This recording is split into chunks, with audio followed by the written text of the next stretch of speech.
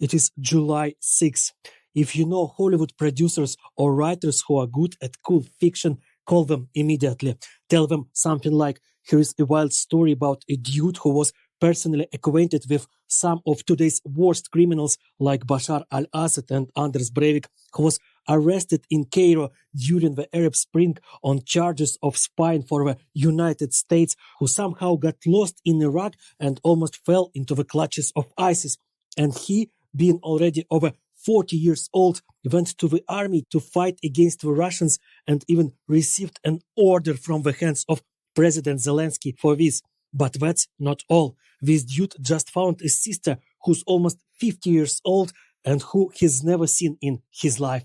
Not only action should be in this blockbuster, there will be also a bit of melodrama. Long story short, in his student years, my father married a girl whom he studied with.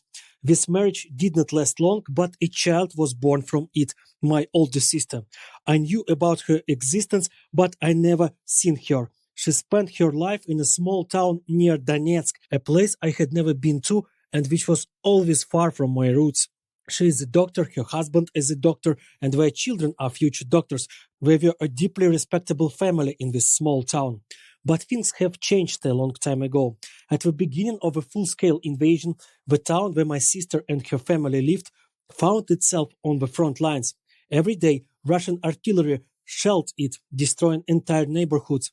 My sister's family was involved in treating the military, and they had no intention of leaving despite the extreme danger. They were needed by the people they were treating. The danger, by the way, was very high. A nurse who worked with my sister was part of a very small but very malicious group of Ukrainian residents who evaded the occupiers and provided them with various forms of assistance.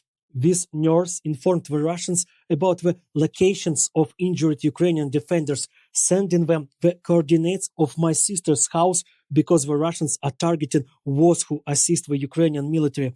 She also provided them with information about the routes of my sister and her husband's movements. Imagine what it's like to work with someone who helps killers reach you and not have the ability to do anything about it simply because there is no one in the town near the front line who could conduct an investigation and hold even the barely hidden collaborators accountable. Fortunately, due to the action of a traitor, no one from my sister's family was harmed, but they had to leave their town due to the threat of occupation. Shortly after they left their home, it was indeed occupied by the Russians. Now entire family resides in one of the major cities in Ukraine, but they all want to return home after the occupation. And here we met. We did not have much time to talk. We spoke for no more than half an hour, but it was a wonderful half an hour.